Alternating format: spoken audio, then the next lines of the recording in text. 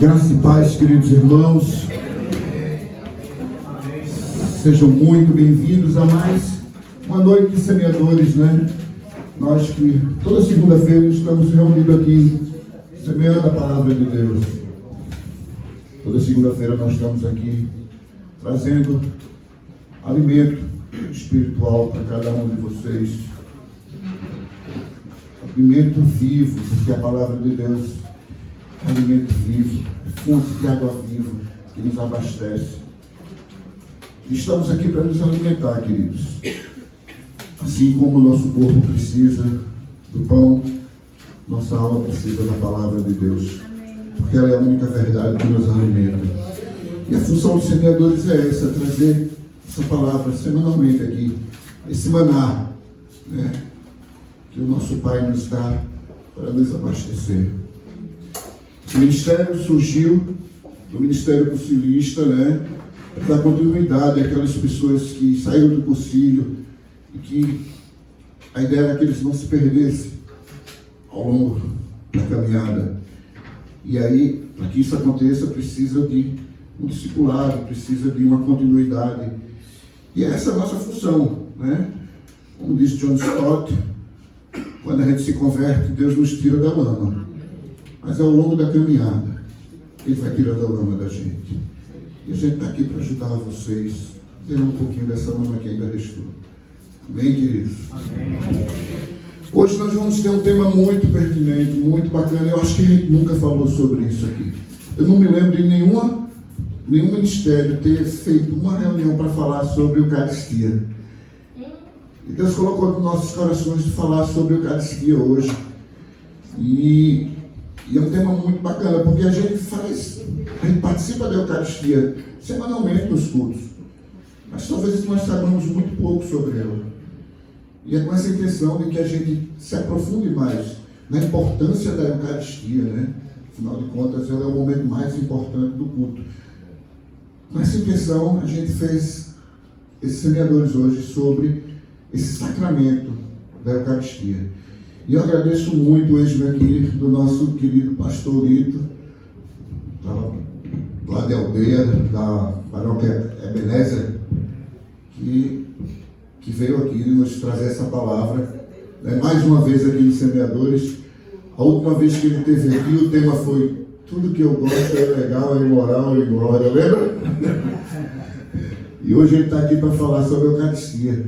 E ele já pediu para a gente montar uma mesa aqui, né? E vai ser bênção. Eu acho que vai ser uma noite linda, que Deus vai nos abastecer bastante nessa noite de hoje. Amém. Eu queria chamar meu capelão antes, nosso querido pastor Luna, para que ele convide Lito para cá e traga a palavra inicial.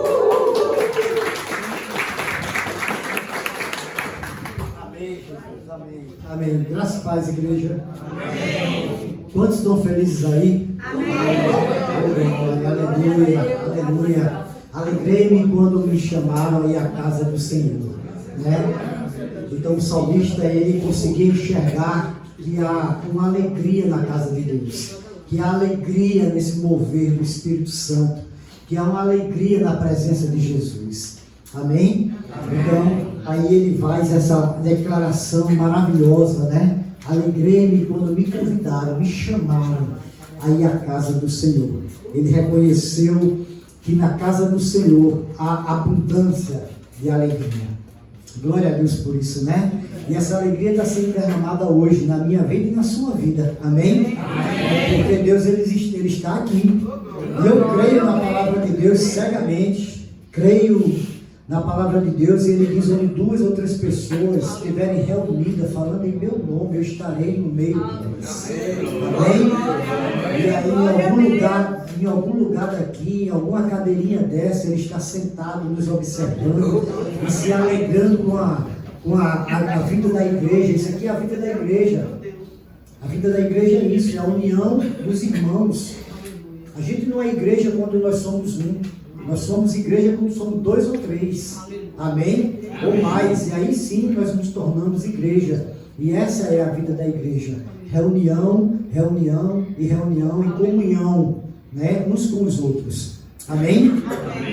E agora eu quero apresentar aqui para quem não conhece, né? Porque eu acredito que a maioria, eu acredito que todos aqui conheçam, mas para quem não conhece, Joselito, nosso pastor, nosso reverendo abençoado, um homem de Deus, né? Responsável ali pela paróquia Ebenezer, lá em Aldeia, maravilhosa. Quem não conhece, vá conhecer a paróquia Ebenezer, porque é linda demais. Já estou fazendo a propaganda, é linda demais. É um lugar que você chega lá e você não quer mais sair. Tem um gramadozinho, tem uma área verde, parece uma fazenda. Tem uma área verde linda, uma piscina linda, onde há um batismo ali, onde há uma integração, né, das famílias. Tem um dia de convivência lá, que você leva seu filho, pode tomar banho de piscina, passa o dia todo lá com ele, tem churrasco. Olha, eu vou ficar calado porque eu estou com vontade de ir lá agora. Sexta-feira eu estou lá. Sexta-feira vai ter o forrozinho lá, que vai ser o São João de lá na sexta-feira, a festa do milho de lá, vai ser sexta-feira, uma bênção de Deus. Vá, que você não vai se arrepender. Lito, meu amado pastor lindo de Deus, eu amo muito. Vamos estender a mão para cá, vamos orar por ele, para que Deus venha trazer através dos seus lábios uma edificação para a igreja dele nessa noite. Pai amado, em nome de Jesus, nós oramos por esse teu servo, Pai, que o Senhor conhece, chamou e tem capacitado ele todos os dias, Senhor. Senhor, que o Senhor possa usar os seus lábios, a sua mente, o seu coração, para nos trazer, Senhor, a tua palavra, para nos trazer e nos edificar, Senhor, pela tua palavra. Nós somos libertos pelo ouvir da tua palavra, da palavra de Deus. Que nós vamos ter mais entendimento sobre a Eucaristia, que nós possamos ter mais entendimento sobre o corpo e o sangue de Cristo. Meu Deus, usa assim o teu servo, Pai, para a glória do teu santo nome, em nome de Jesus, assim oramos. Amém.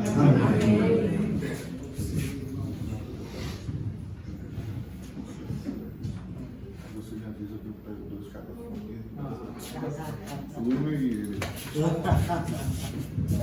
Pessoal, boa noite. Eu sei que vocês já oraram por mim e eu recebi essa oração. Mas eu quero mais uma vez orar aqui.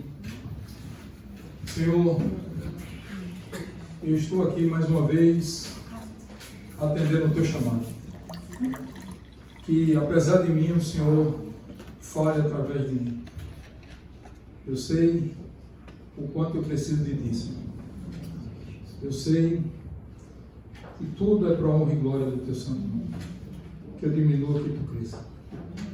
E que tudo seja permissão tua. Que sejam palavras vindas do teu trono para o coração do teu povo. Em nome de Jesus, amém. Amém. Pessoal, esse tema, como o Silvinho falou, ele é muito pertinente, porque toda semana, às vezes mais de uma vez na semana, você participa da Eucaristia. E muitas vezes nós participamos de forma irrefletida. A Eucaristia, ela tem uma importância muito grande que nós iremos tratar nesta noite. E nós temos que ter muito cuidado, porque você pode participar tanto para a sua salvação quanto para a sua condenação. Então nós temos que discernir bem direitinho a respeito desse assunto, para que nós possamos fazer isso com muita propriedade. Mas alguém aqui não fez possível, por favor, acuse-se. Pois bem, então eu vou reservar o direito de não dizer algumas coisas que introduz a minha fala, para o bem de vocês. Em 2010, eu ainda não conhecia Jesus. Eu estava de viagem de férias, quem é lá da paróquia já conhece essa história. Estava de viagem lá em Florianópolis com a família e foi numa travessia para uma ilha com o mar muito agitado e com medo daquele barco virar, porque anos atrás eu tinha tido pode-se dizer um naufrágio. Eu fiquei quase uma hora à deriva em alto mar. Então eu fiquei com um certo trauma. E quando eu peguei aquele barco para fazer aquela travessia, eu estou falando de 2010, 13 anos atrás, minha filha tem 14, ela tinha 1 ano, meu filho tem 20, ele tinha 7 anos. Então eu estava agarrado com aquelas crianças ali com muito medo que acontecesse alguma coisa naquele barco. E o mar estava muito agitado. E como eu não conhecia Jesus, eu tinha que falar com ele do jeito que eu sabia falar. Então eu disse: Senhor, por favor, leve esse barco em segurança e traz. Se assim o Senhor conceder, eu vou te prometer, Pai, que eu não vou mais beber. Aí eu digo: não, Senhor, deixa eu mudar essa história, porque eu vou beber. Hoje eu não bebo porque o Espírito Santo tirou esse desejo de mim. Mas um tempo eu bebi, mas também não bebia muita coisa. Mas eu queria ser o mais honesto possível com Cristo. Eu queria prometer algo que eu pudesse cumprir. E eu fiz várias promessas e na mesma hora eu desfazia, porque eu queria algo concreto. E a única coisa que me veio à cabeça foi: Senhor, se o Senhor permitir que esse barco vá e volte em segurança, durante 7 finais de semana eu assisto uma missa. Todo domingo durante 7 semanas. Aquilo eu podia cumprir. E o barco foi e voltou. E eu comecei a cumprir. Mas eu ia para a missa naquela obrigação de cumprir a promessa que eu tinha feito a Deus. E toda vez no momento da Eucaristia, aquilo me incomodava, porque na minha cabeça de católico romano do IBGE, eu não tinha lido a Bíblia, eu não tinha visto a passagem que o véu havia sido rasgado de cima a baixo. Então eu tinha muitas limitações teológicas, e aí eu ficava querendo ir para aquela fila da Eucaristia, mas sabendo que eu não estava apto, porque na minha cabeça eu tinha que me confessar com o padre, rezar algumas Ave Marias, alguns Pai Nossos, né? Eu não sei como é que eu nunca me confessei, mas eu entendia que era mais ou menos assim, para depois eu estar apto. Muitas, tinha que ser muitas, muito bem.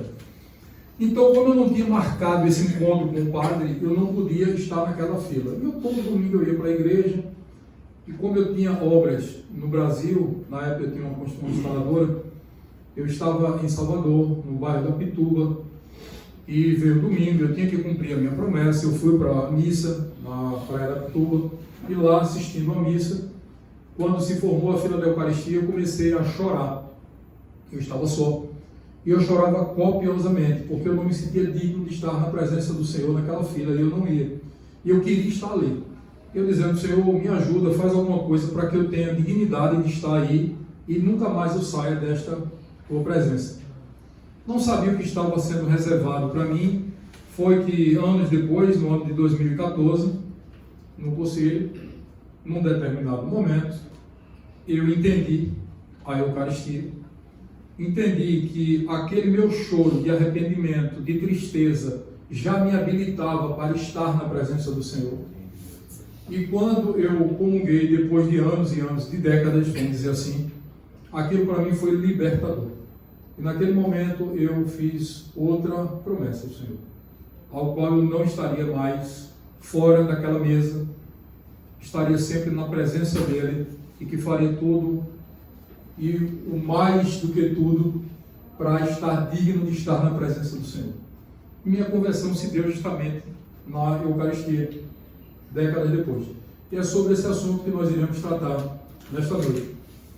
Nós sabemos que quando o povo hebreu saiu do Egito, houve uma Páscoa que foi celebrada, a passagem, por ordem de Deus. O povo hebreu se reuniu e tinha lá o cordeiro, ervas amargas e o pão asmo para celebrar aquela passagem. O pão não podia ter fermento, porque não dava tempo de fermentar, foi uma coisa rápida. As ervas amargas serviam para lembrar os tempos dolorosos do cativeiro egípcio. E o cordeiro prefigurava a figura de Cristo, que iria mais tarde fazer a expiação única e definitiva pelos nossos pecados. Então essa tradição se manteve e se mantém até hoje. Os judeus celebram de um jeito. Mas quando Cristo, na noite em que ele foi traído, ele reuniu os 12 discípulos no cenáculo e foi celebrar a Páscoa. E ali ele instituiu um memorial, instituiu a Santa Ceia. Esse memorial serviu para revelar o amor incomparável e começar a preparar aquele povo para uma separação que estava próxima. O sacramento da Sagrada Eucaristia, juntamente com o batismo e confirmação, é o que nós dizemos que é a iniciação cristã.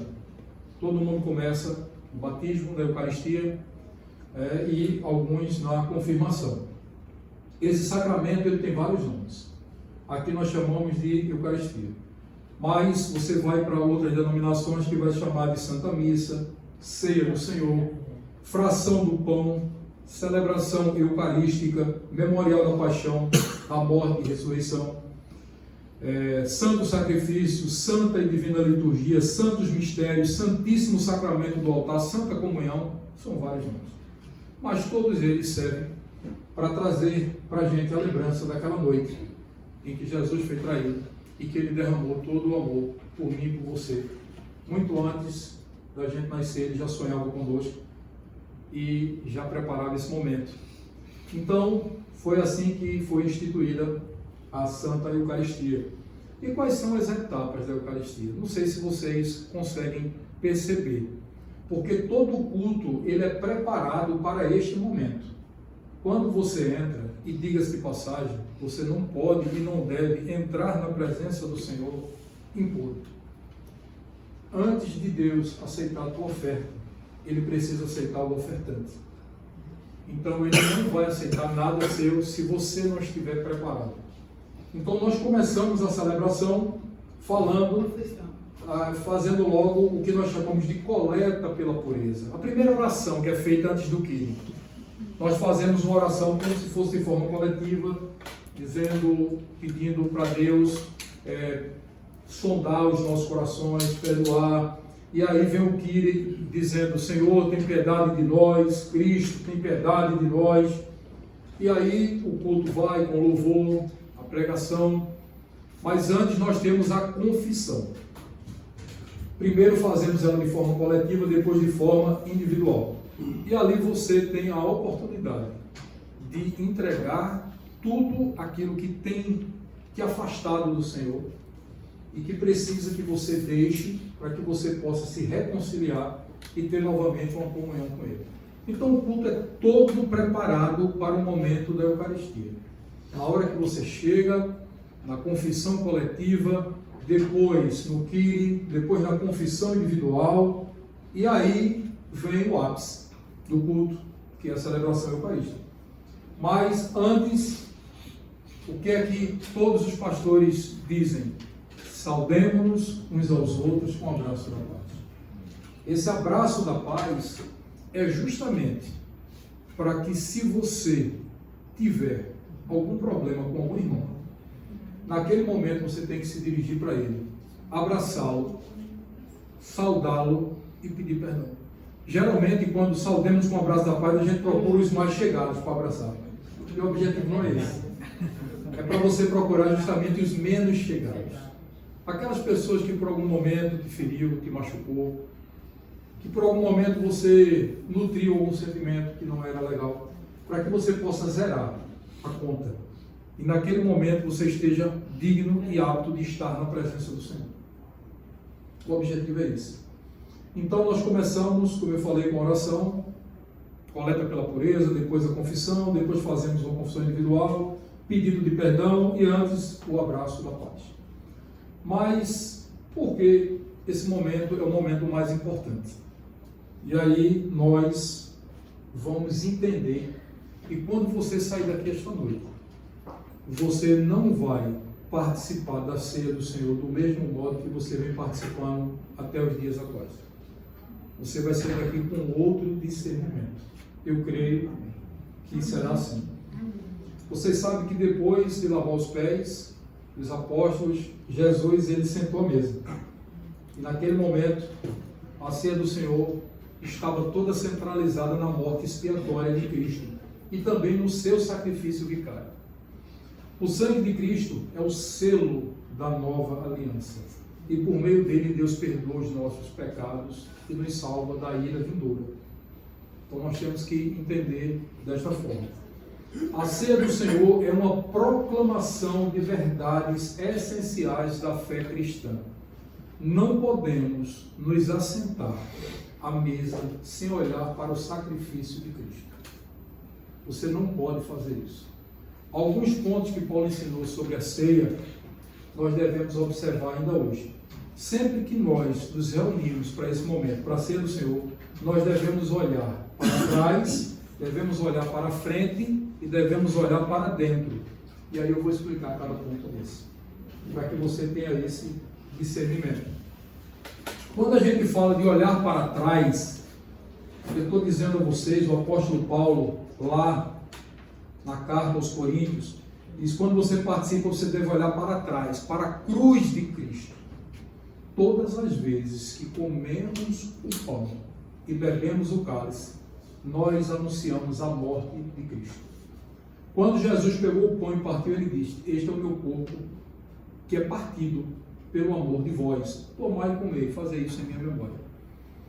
Então Jesus está ordenando a mim e a você que a igreja se lembre não dos seus milagres, mas principalmente da sua morte.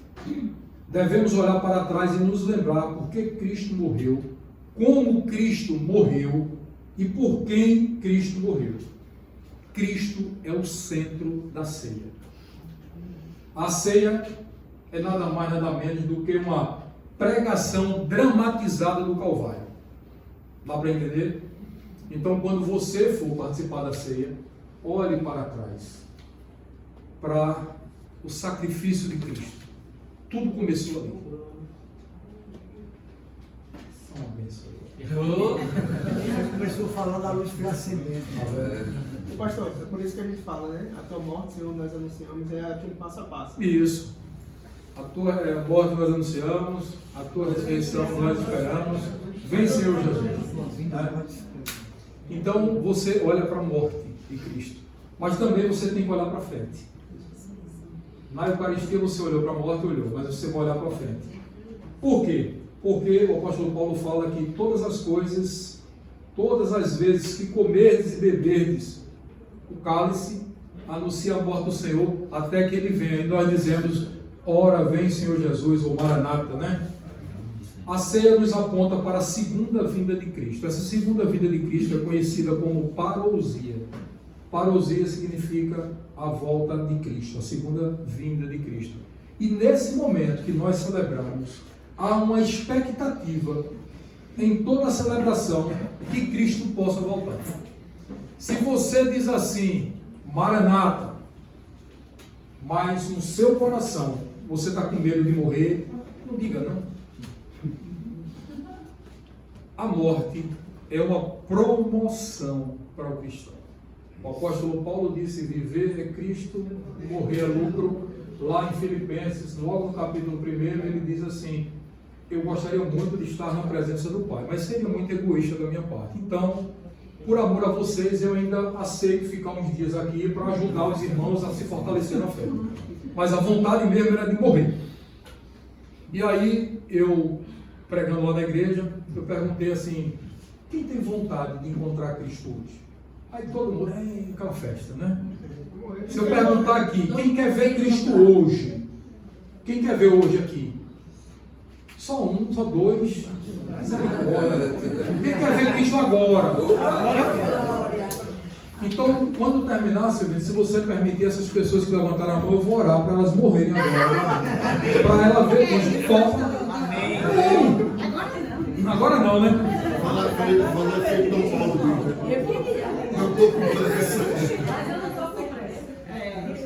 Mas por que nós não estamos com pressa? Porque as coisas da terra ainda nos atraem muito. Nós não devemos fazer nada para apressar.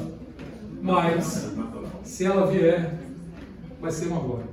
Então nós olhamos para trás, para o sacrifício, mas olhamos para frente, para a segunda vinda de Cristo.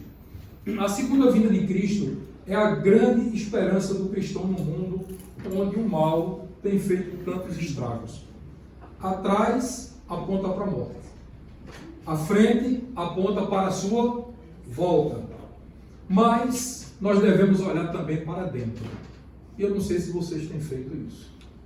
Quando vocês participam da ceia, se vocês fazem um autoexame de vocês. Quando você celebra, você não olha apenas para trás e para frente, mas também olha para dentro, porque o apóstolo Paulo ele diz o seguinte: examine-se, pois, o homem a si mesmo. Você não olha para seu irmão. Você não é juiz do seu irmão. Em vez de julgar a vida alheia, você tem que voltar às suas baterias, à sua força para si mesmo. Examine-se a si mesmo, julgue-se a si mesmo, investigue-se a si mesmo, investigue-se o seu coração, analise a sua vida. Muitas vezes nós estamos na igreja, estamos tão preocupados com tantas coisas e se esquece do mais importante. Eu estava falando de um determinado tema, onde a explicação, a analogia que a gente fazia era o seguinte: se eu estiver aqui gozando de muita saúde e você chegar junto de mim, você vai ficar saudável? Só porque eu estou com saúde? Não. Mas se eu estiver enfermo, dependendo da enfermidade, você chegar junto de mim, você não vai ficar enfermo. Santidade é assim. Santidade não passa por osmose, mas o pecado passa. Então, na hora que eu estou na frente da mesa, naquele momento, eu tenho que me tornar cada vez mais santo e puro. Porque quando eu peco, eu estou também fazendo o irmão pecar. E aí eu estou estragando muita coisa. É digno de observar que Paulo diz assim: examine-se a si mesmo e coma. Paulo não diz: examine-se o homem e deixe de comer. Você não deve fugir da ceia por causa do pecado, mas deve fugir do pecado por causa da ceia. Dá para entender? Tem gente que diz assim: eu não vou participar da ceia não, porque eu estou em pecado. O momento é aquele de você se arrepender e deixar. Você não deve fugir por conta do pecado, mas você deve fugir do pecado por causa da ceia. A ceia é instrumento de restauração. A ceia é tempo de cura, de reconciliação, de restauração. A ceia é um momento que devemos aguçar o sentido da nossa alma, se autoexaminar e se voltar para o Senhor. É isso. Na ceia nós devemos correr do pecado para Deus e não de Deus para o pecado. Muita gente faz isso. Corre de Deus para o pecado. Você tem que correr do pecado para Deus. A ordem é: examine-se e coma. Quando eu vou participar da celebração eucarística, eu olho para trás, eu olho para frente, eu olho para dentro. Mas olhemos também com o nosso redor. Quando você participa, você fez tudo isso, mas você também tem que olhar ao seu redor. Você tem que olhar para o seu irmão que está perto de você. Tem alguém faltando na igreja? Liga para teu irmão. A ceia também tem esse sentido de você se preocupar. Sabe qual é a maior queixa que eu tenho aqui da catedral? Eu ainda não disse isso para Dom Paulo, mas estou dizendo para vocês. Como toda a catedral é muito grande, alguns irmãos que não vêm para o culto por conta de alguma coisa, vocês não ligam para ele.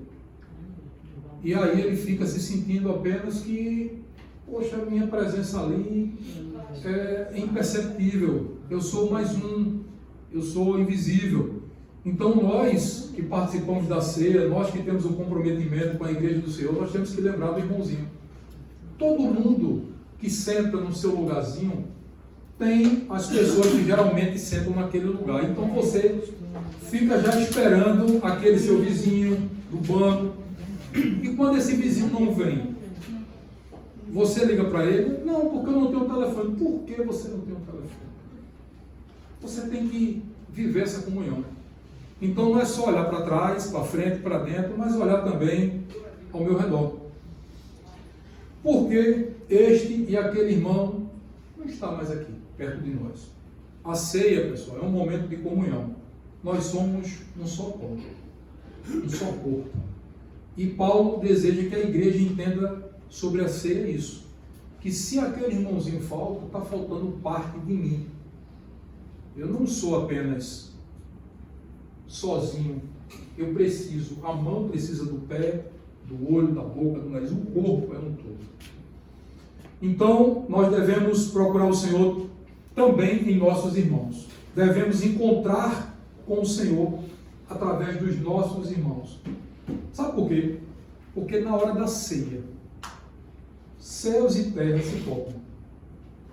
Eu não consigo entender como uma pessoa participa da ceia de uma maneira que não se emocione, que não sinta a presença do Senhor. Seja só aquela coisa, aquele ritual de pegar, comer, ok, agora eu estou limpo, tem uma semana para eu encher de pecado, porque domingo eu venho aqui esvaziar de novo. Infelizmente, tem muita gente que trata a ceia do Senhor assim. Agora, Paulo, ele lista perigos a respeito da ceia. Ele diz assim: por isso aquele que comer ou beber do pão e o cálice do Senhor indignamente será réu do corpo e do sangue do Senhor. Indignamente. O que é participar da ceia dignamente? O apóstolo Paulo está dizendo que se você participa indignamente, você é réu do corpo e do sangue do Senhor. Mas o que é participar de forma digna? Participar da forma digna é ter a consciência da sua própria indignidade. Você tem que entender isso. Quando temos a consciência da nossa indignidade, mas ao mesmo tempo reconhecemos que por meio de Cristo somos habilitados a nos assentar na mesa, então nós iremos participar de forma digna. A nossa dignidade é a consciência da nossa indignidade. Ninguém chega na ceia achando que eu estou pronto, eu sou o cara. Não. Você tem que se reconhecer miserável, pecador. O apóstolo Paulo disse: miserável homem que sou. Quem poderá me livrar? O mal que eu não quero fazer, eu faço. E o bem que eu quero, não consigo fazer. Somos nós. Participar indignamente e assentar-se na mesa do Senhor de forma leviana e irrefletida é um perigo. Nós precisamos discernir o que Cristo fez na cruz, por mim e por você. Precisamos compreender o sacrifício vicário. E aí, toda Páscoa, nós falamos dessa via crucis, não é? Mas quantos de vocês se emocionam quando imagina o que Cristo fez por mim e por você na cruz? Um amigo. Obrigado.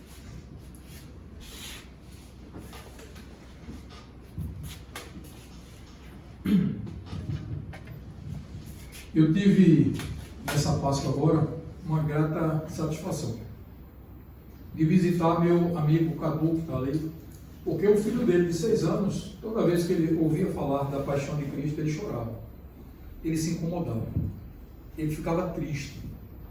Você veja a pureza da criança. E nós conseguimos passar por isso sem se emocionar, sem entender esse verdadeiro sentido. Por isso que Cristo disse: é preciso que você volte a ser criança, para que você possa entender tudo. Eu estive lá para explicar a ele, para tirar aquele peso, que ele não conseguia nem ler aquela passagem, porque ele chorava, ele não conseguia ver a encenação na escolinha, porque aquilo incomodava. Mas incomoda ele porque ele tem um coração puro, e muitas vezes não nos incomoda, porque a gente está fazendo a coisa muito mecânica.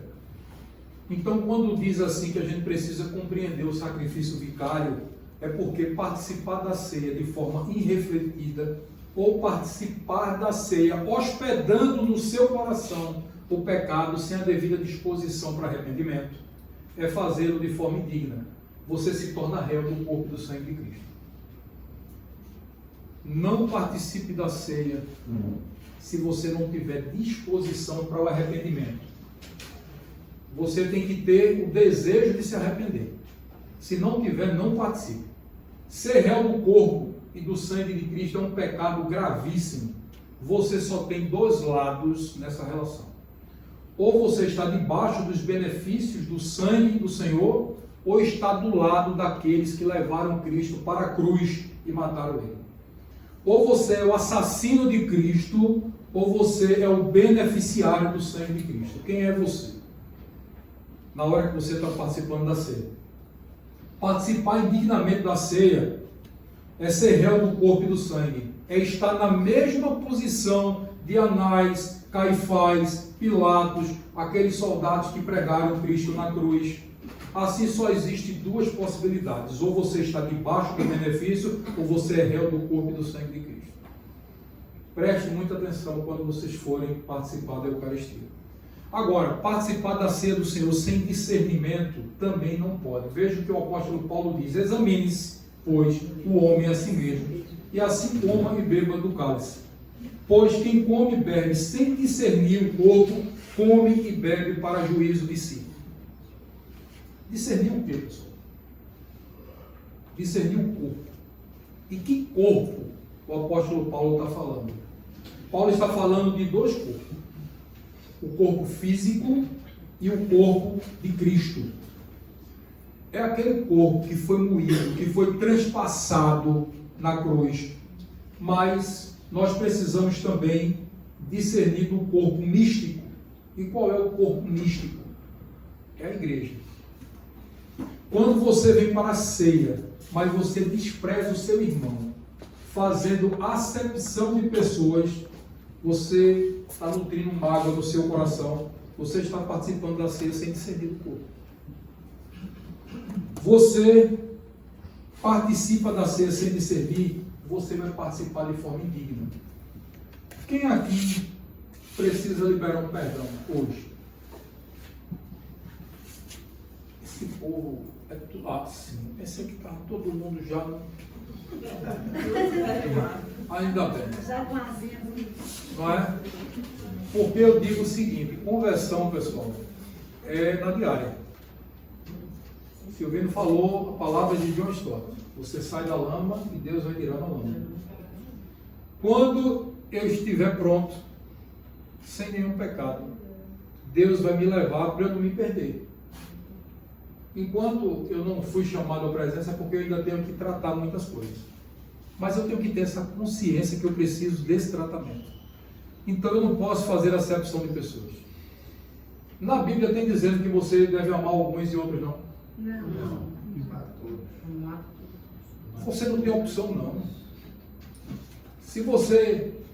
Eu sei que vocês gostam, mas se vocês não gostassem de mim, eu tinha uma notícia para dar a vocês. Comece a gostar. Não tem opção.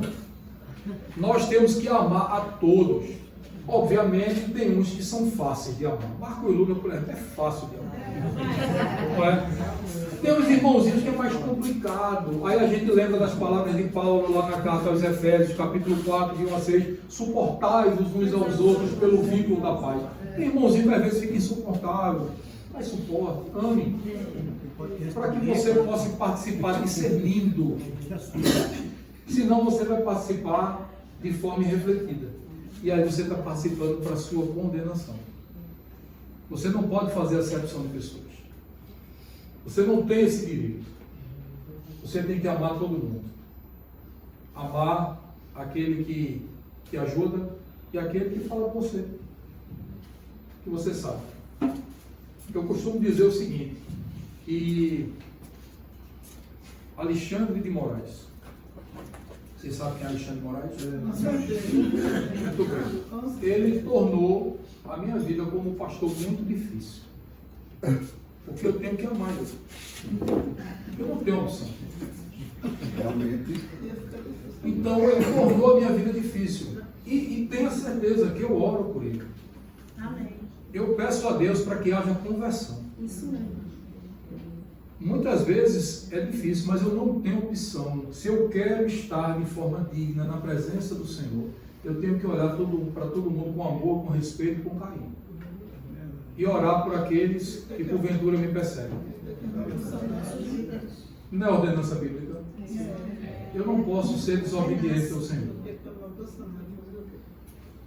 Quando nós participamos da ceia do Senhor, nós devemos participar sem auto-julgamento, ou seja, não podemos participar sem auto-julgamento. Você não pode ser frouxo com você mesmo.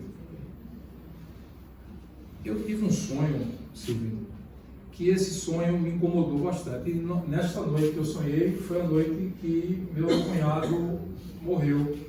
E eu meio que entendi o que Cristo quis me dizer nesse sonho. Mas o meu sonho era o seguinte: eu estava morrendo e tinha pouco tempo para eu me arrepender de muita coisa, porque eu queria estar na presença do Senhor. E eu estava notando que eu estava desfalecendo e ia morrer.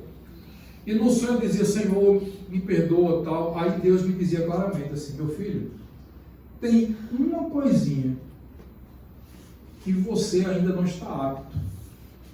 Aí eu digo, Senhor, o que é? Ele disse, não, quem tem que lembrar é você. Eu digo, mas Senhor, me dê uma dica. Não tem dica. Vá. E eu morrendo, Silvino. E aquela coisa, aí eu me lembrava, pedia perdão, aí Deus dizia, agora você está perdoado, eu morria, ia para o céu, e que coisa boa. Mas foi por um pouquinho. Às vezes a gente está domingo, na ceia do Senhor, fazendo nossa confissão, mas tem pecados que a gente parece que faz de propósito questão de esquecer. Aí daí eu nem me lembrei. Para Deus não vai rolar essa história. Você tem que lembrar, pecado tem nome, você tem que se auto-examinar. Você não pode ser frouxo com você mesmo. E você tem que deixar aquele pecado. Então, nós temos que confessar tudo sobre nós, e aí nós, dessa forma, iremos discernir o corpo que foi partido, e esse pecado será perdoado. Agora, não faça corpo mole. Tem coisas aqui hoje. Eu não estou falando isso como um profeta que recebeu uma revelação, não.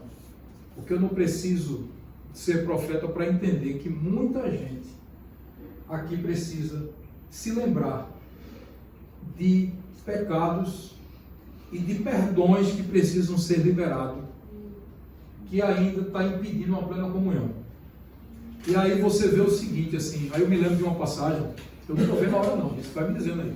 Eu estou vendo uma passagem, me lembrando que o pessoal entrou por São Maria e os apóstolos não queriam entrar por São Maria. Aí Jesus disse, mas vocês vão entrar por São Maria? Quando eles entram, os 12 olham e dizem assim, esse é o poço do pai Jacó. Aí Cristo faz, é o poço de Jacó. E aquele poço que a gente ouviu falar, olha aqui, olha aqui. Tem coisa que você só vai ver se você andar com Cristo. Aqueles apóstolos ouviram falar, mas eles só puderam ver porque eles decidiram andar com Cristo. Às vezes você diz assim, a irmã fulana foi abençoada, o irmão cicrano recebeu isso, o irmão de cá, o irmão da direita, o irmão da... E por que não chove em cima de mim? Porque você está precisando andar mais com Cristo, para que essa bênção chegue. Você muitas vezes está com o guarda-chuva aberto no culto. As bênçãos estão chovendo de um lado do outro e você nada. Fecha esse guarda-chuva. Confessa esse pecado. Libera esse perdão. Amém. Vai para ser com discernimento e recebe o que Deus tem para te dar de melhor. Se não for assim, não vai. Então, a celebração da ceia é um momento de autoconfronto. Quando você vier para a ceia, não trate a si mesmo com condescendência. Julgue-se a si mesmo. Enfrente seus pecados com rigor. Porque se você não julgar, você vai ser condenado. O auto-engano é um perigo. Veja o que a igreja de Laodiceia disse. Ela olhou no espelho e disse, estou rica e abastada. A igreja de Sardes, eu estou viva. Mas sabe o que foi que Jesus disse à primeira igreja? Que ela é pobre e miserável. E a segunda, que ela estava morta. Paulo, ele é enfático, julgue a si mesmo, examine-se a si mesmo, para que você não seja julgado e condenado ao mundo. E quem é que pode tomar a ceia? É outra dúvida que talvez a gente tenha. E entenda uma coisa, tudo eu pergunto ao bispo Dom André, que ele foi meu professor de liturgia no seminário. E eu pergunto a ele, eu tinha dia de quarta-feira adictos. Quem não sabe o que são adictos? São pessoas que foram viciados, ainda são viciados e precisam, né, estar afastados. E muitos deles eram daquelas clínicas de recuperação ali que não podia nem sentir o cheiro do álcool. Aí eu cheguei para Dom André e disse assim, Dom André, eu posso celebrar a Eucaristia com suco de uva? Não. E esse povo, você dá só o corpo de Cristo. Simbolicamente ele também está recebendo o sangue. Mas se você já viu alguém celebrando com suco de uva, eu não estou aqui para dizer, eu estou aqui, algumas igrejas celebram com suco de uva. Mas a nossa denominação, a Igreja Episcopal Carismática, tem como premissa o vinho. E não se negocia isso. Se assim pudesse ser negociado, o André tinha dito, olha, faça o seguinte, bota um suco de uva num cálice e o vinho no outro, mas não foi. Então, a nossa denominação é assim, vinho. Outra coisa, quem é que pode participar daquela fila? Quem fez primeiro a Eucaristia. Ok? Ah, mas no André eu tenho um jovem de 17 anos que não fez a primeira Eucaristia. Mas ele já tem como discernir, ele já tem como se examinar. Ele foi batizado, ele pode tomar a ceia. Então só quem pode tomar a ceia é quem é batizado. Só quem pode tomar a ceia, se menor, se fez a primeira Eucaristia. Agora, pastor, eu estou casado, eu vivo maritalmente. Eu posso tomar ceia? Examine-se a si mesmo. Se você entender que viver maritalmente é um princípio bíblico, tome. Mas eu vou dizer a você que não é princípio bíblico. Tem outro assunto que faz parte dessa questão que é muito polêmica. Você sabia que a igreja não casa ninguém? Quem casa é o católico. Agora, se você é cristão e você quer cordão de 3 dobras, você vem na presença de um pastor, de um padre, e nós fazemos aquele momento, e nós introduzimos o Senhor naquela relação, e aí tudo vai fluir. Mas quem casa é o cartório. Então, se você não casou no cartório ainda, você não deve participar da ceia do Senhor. Mas a palavra é: examine-se o homem a si mesmo e coma e beba. Alguns comem para a salvação, outros para condenação. Você tem que fazer um autoexame. Tem coisas que você pode perdoar, pedir perdão e ser perdoado. Mas você vai pedir perdão porque ele não casou? Não dá tempo de fazer uma cerimônia ali para celebrar a Eucaristia. Então, tudo isso é voltado na consciência. Você tem que discernir, você tem que chegar na hora desse momento que a gente vai celebrar agora, entender o seguinte: eu tenho que olhar para o sacrifício de Cristo, eu tenho que olhar para a volta de Cristo, eu tenho que olhar para dentro de mim, eu tenho que olhar para a comunhão que eu tenho com os meus irmãos, e aí eu vou comer e beber do corpo e do sangue de Cristo. Algumas denominações, elas fazem isso uma vez apenas por mês. Bem, alguns alegam que é para que esse momento não seja banalizado, porque se faz toda vez. Eu entendo que às vezes acontece. Você faz quarta, domingo, e o pessoal termina não dando o devido valor à Eucaristia. Quando você faz uma vez por mês, você meio que se prepara para aquele momento. Mas eu acho e entendo que nós devemos ser cristãos maduros. Eu não posso estar... Toda vez que eu celebro a Santa Eucaristia, eu estou trazendo aquele memorial. Eu estou vivendo aquela parte importante da celebração do culto, a mais importante, que é celebrar a morte, paixão, vida e ressurreição de Cristo. E quantas vezes eu puder fazer, eu vou fazer. Mas se alguns pastores entendem que tem que fazer uma vez por mês, o que é que nós fazemos? Respeitamos. Nós não estamos aqui para dizer se eu estou certo, se a episcopal está certa, se a outra está errada. Vai de acordo com cada doutrina. Mas de tudo isso, se você faz uma vez por mês, se você faz, faça olhando para trás, para frente, para dentro e para o seu redor. Não faça de qualquer forma, não faça de forma irrefletida.